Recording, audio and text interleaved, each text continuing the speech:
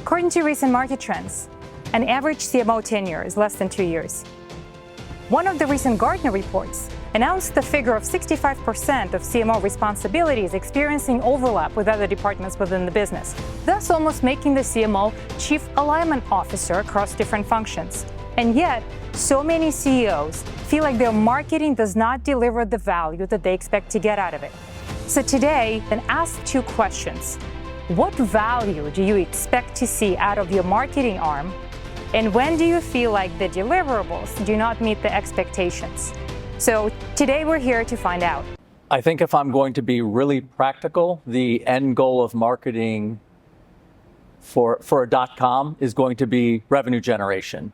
But I think that that's an end goal. And I think that as you look at the breadth of marketing, you have many other milestones that you're trying to achieve. So you're trying to get visibility.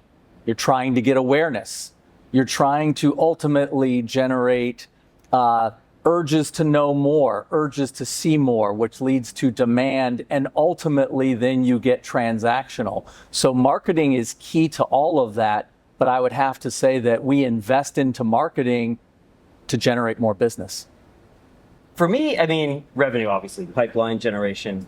Though I'd say more and more, I'm recognizing that there's a huge value in building, as you start to grow and scale, the brand itself, the name recognition, and that the investments you're making in that today pay dividends, maybe not in the short term, this quarter, next quarter, but they pay dividends next year and the year after, because the more well-known you can make the brand, to some extent, the less investment you have to make in marketing activities in the future, right? So you kind of have to be doing a little bit of both of them.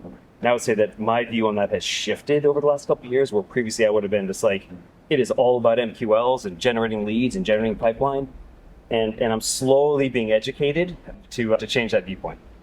I like both of those answers. I mean, everything boils down to revenue in the company, no matter what functional area. So that part's obvious. Market presence, especially for startups, I think that, up until you get to maybe thousands of employees and whatnot, that having that effect, an impact where your presence feels larger than the actual company, I think that's success. We've benefited of that in the past, but it's hard to do. And it's hard to measure too, because how do you measure presence? I mean, I guess followership on social and stuff, that's probably an easy, sometimes cheap metric because you can buy followers, but quality engagement and the right people just being aware of what you do, and especially if they look up to what you do, then I think that I would consider that successful.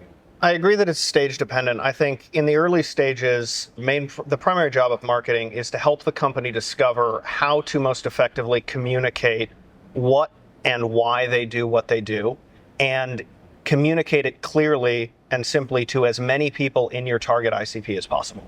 Not necessarily to the broadest possible group, but to the specific group that you are trying to communicate to. And then to use that as a mechanism to get leads into the company. I think revenue is an output, and I think revenue cannot be solely attributable to marketing. You can have a great marketing handoff to sales, and then sales can completely not be able to close.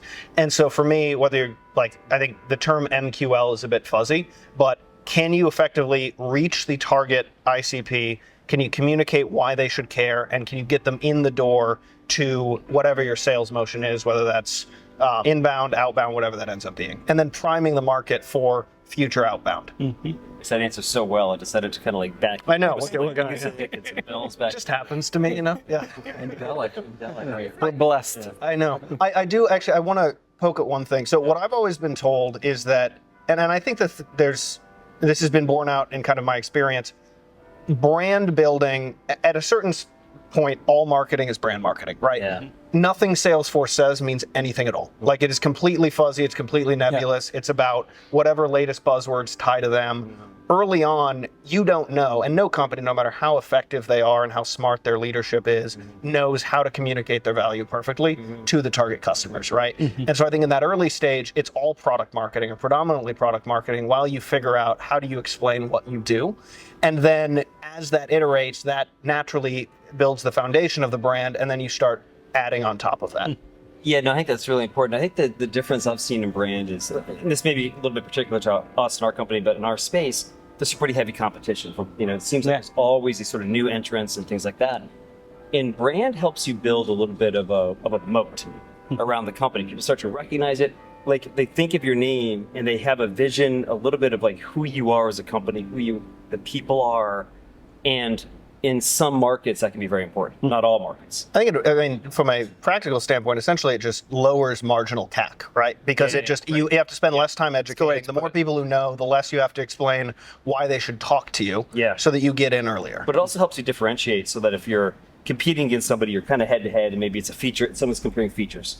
But if they know your company, they know your reputation, they know your brand, and they can count on you, they feel they can count on you, you're more likely to win the deal at the end of the day. All things kind of else being, even, and it's so hard today to differentiate. Like, yeah, I can see companies where they're differentiated like this, but how do you prove it? How do you show somebody without them actually implementing a software solution? So you need to be able to, so when everybody can go on the internet and make themselves look like this, then what do you do? How do you differentiate? I think brand starts to differentiate. Yeah. I think the main, look, it's hard, right? Like, I think that the main reason that people come up short is it's a really hard job, right? At the very beginning, you have to explain, you have to figure out how to, I think you can do everything right and still fail in this job, right? Yeah. I've run companies, invested in companies, worked at companies where you have failures because of poor execution, poor culture fit, but I've also had times where everything was firing perfectly on all cylinders, and there was just a gap on how do you explain that core value, right? I think for me, at the moment, the industry is evolving so quickly. There's so much noise around AI, and there's a lot of froth, and there's a lot of, frankly, just, let's say, creative stretching of the truth about capabilities of latest software, that I think finding a way to break through, communicate value, and get mind share is going to be the hardest thing. And I think that's, so you can do everything right and still come up short. I think sometimes over-indexing on perfection and especially if you're in competitive industries, and going back to it's stage dependent, right? The different stages of the company demand slightly different things from that department, but ultimately not meeting the pace bar of the market. Like, there are no awards for doing things great close to when you run out of money, right? So just being able to just make do with a little bit of time, a little bit of resources, and just kind of test and iterate. Because ultimately, going back, I like the way you position it. It's even for the biggest guys, they're constantly iterating, like the Amazons, the Ciscos, the Googles of the world, they're constantly iterating over their message. And the key thing is that you do it fast, because otherwise you'll be left behind. Have you, I'm actually on the iterating side. Yeah. I'm constantly amazed at how often stupid things work. So a couple of months ago, or last month, we put the wrong image on an ad campaign. It was like a very ominous looking finger pointing on one of the campaigns, just the finger shot of the I want you to, and I was so angry that it went out because it made us look terrible. It has, by 5x, outperformed every other ad for this product line. And it makes me so angry. But it's all right, well, I guess we should do more finger pointing on our future advertisements. And there's if you're overly precious about it and you're no, this is what good looks like, it's I don't know, you can just try stuff. And sometimes what you're not expecting to work is going to blow it out of the water. I mean, for us, it's anything that revolves around people.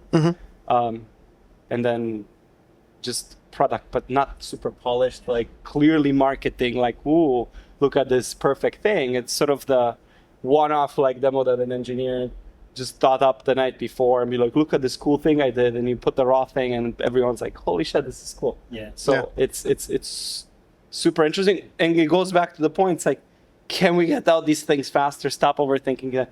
Don't spend 2 weeks in post-production. That's pointless. Just shoot it up in Loom, get it out, and same day the next day, and move on to the next thing. That's it.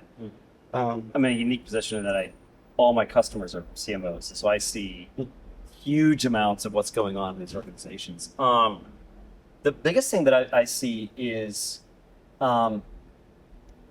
not understanding how to market at the size of the company they are at that point in time.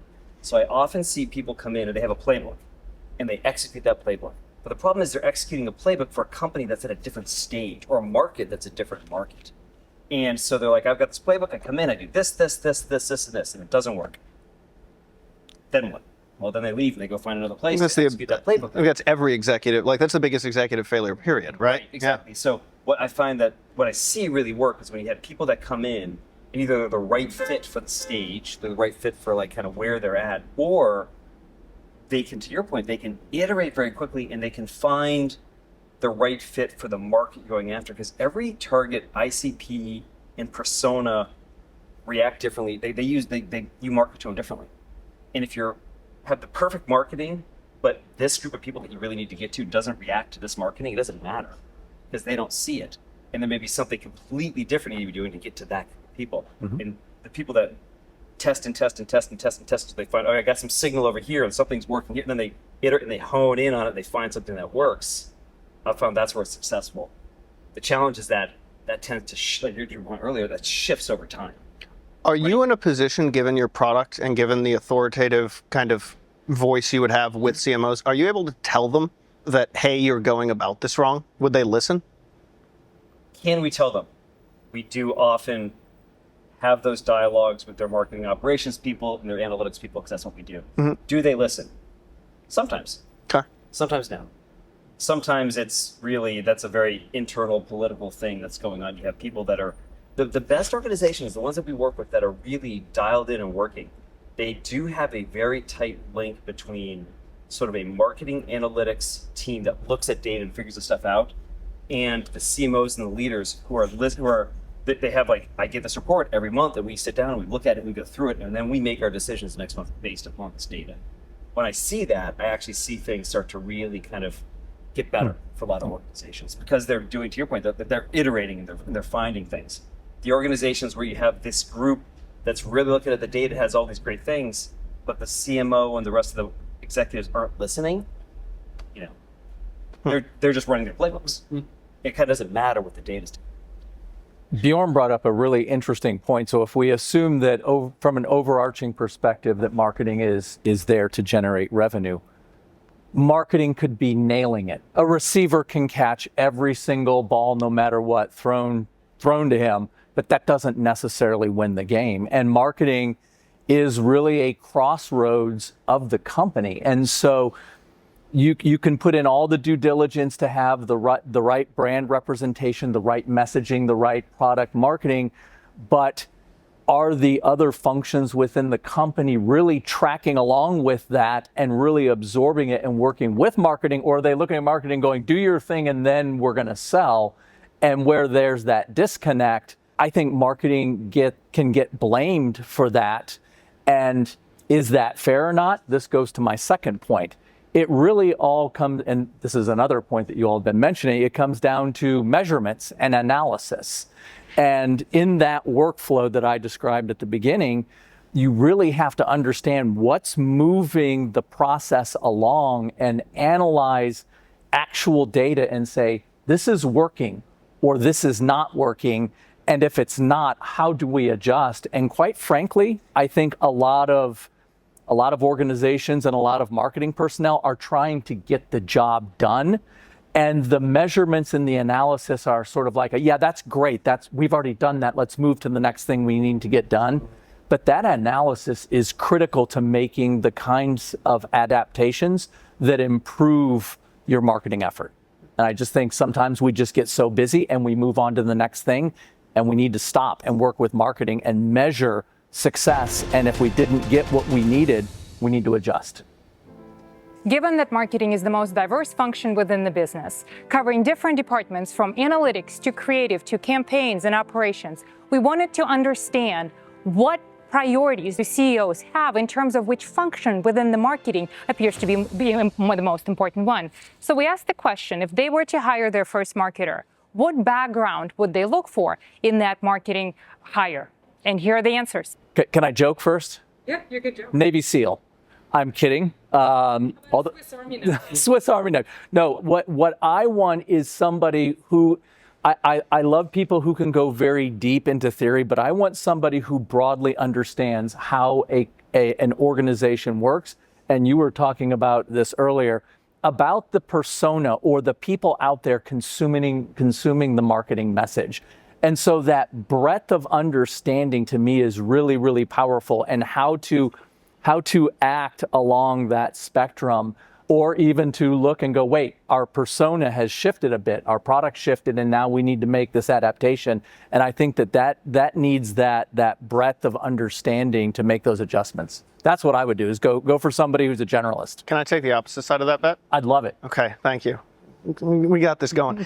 So here's my counterpoint. At the early stages, I think no one has a better pulse of the customer, or should have a better pulse of the customer, than the founder.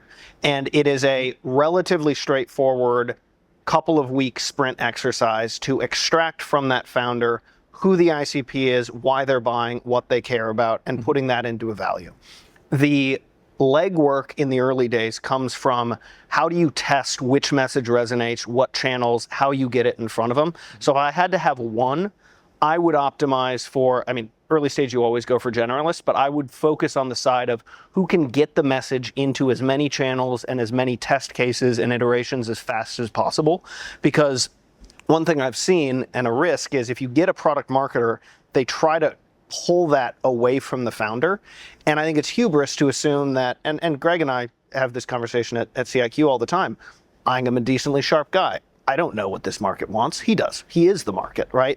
And there's blindness that comes with that. Like you can be too close to the problem. But I think there's a risk in having somebody try to own the message completely too early, because that, I think, needs to sit with the founder for as long as possible. I do agree with you on that one point on the continuous improvement. Whoever that person is, having that understanding of being able to rapidly iterate and understand how to make those pivots, I think would be crucial in that hire. A Navy SEAL, as it were. Yeah. Maybe I go back to that. Yeah. Obviously, having a generalist is huge, but they're hard to find. If I had to pick, I'll be honest, it depends a little bit on the company.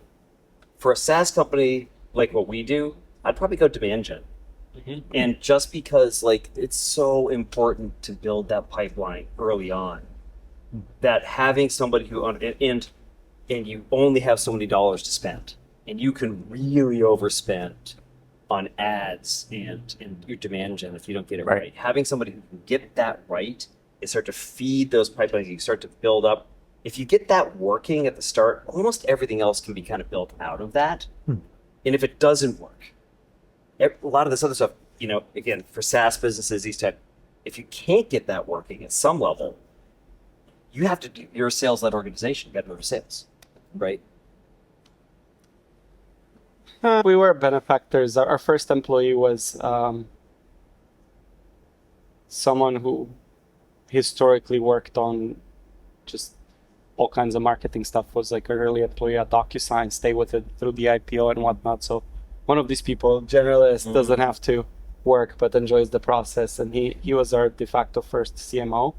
It was awesome having him on board. I think looking back at the market, and I think the type of product you're selling, for instance, we sell into enterprise and now we also sell self-service. Demand gen means different things for each of those different segments, but just getting someone to deal with the overall plumbing to prepare it for when you're ready to scale. But I don't mean just know how to connect HubSpot to this, but more been there, done that. Here's the tricks that we don't have to relearn and discover on the job. I would certainly lean in on someone that's done it, but also not I've done everything under the sun, I'm a god, look at me. More hey, I've done it once, learned a ton, I'm hungry to do it another time, way bigger, and you're my guinea pig. I want that person that wants the guinea pig, because then they'll put that extra bit of effort that's required, especially at the earlier stages. Thank you. You're done.